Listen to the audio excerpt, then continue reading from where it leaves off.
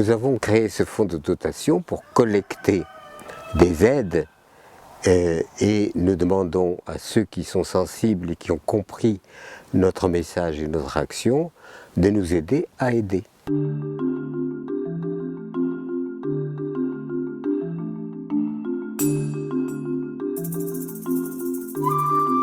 Le fonds de dotation est sollicité d'une façon plus importante, de plus en plus importante, d'autant plus que nous ne sommes pas dans des théories générales, c'est-à-dire que nous expérimentons sur le terrain, nous validons ce que nous faisons, les populations, et le critère pour nous le plus important, c'est que les populations soient contentes et valident ce que nous faisons, et c'est le cas aujourd'hui.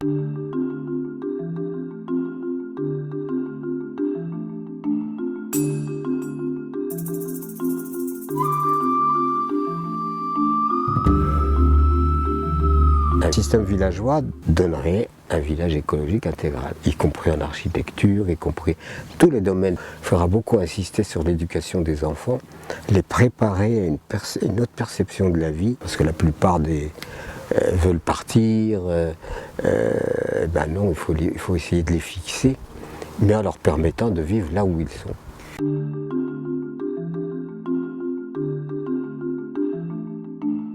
Les solutions non seulement existent, mais en plus nous les avons démontrées.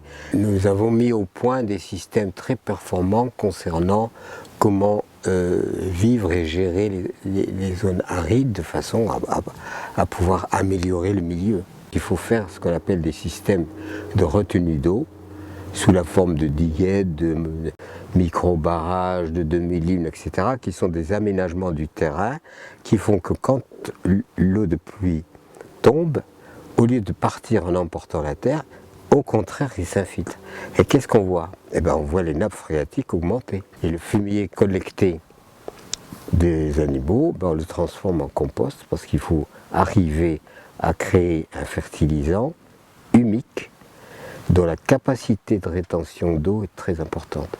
Et on crée une dynamique qui est destinée à obtenir ben, des rendements assez élevé pour que les populations puissent évidemment s'alimenter.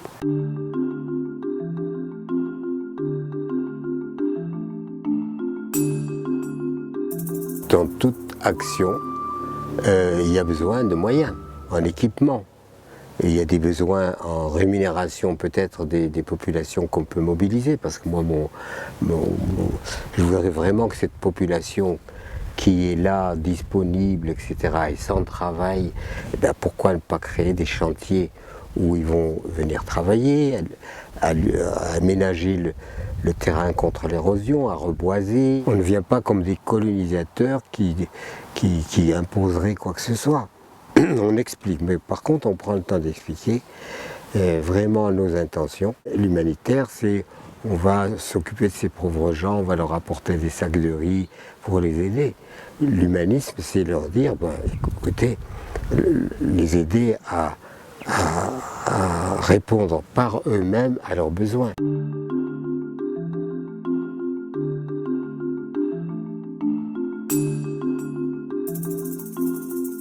Nous nous trouvons sur un chantier Maaden.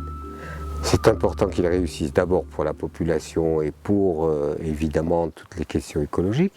Et c'est important qu'il réussisse parce qu'il peut devenir exemplaire. C'est-à-dire qu'il peut inspirer d'autres villages à faire la même chose. C'est-à-dire le phénomène d'essaimage et de reproductibilité qui peut être très intéressant.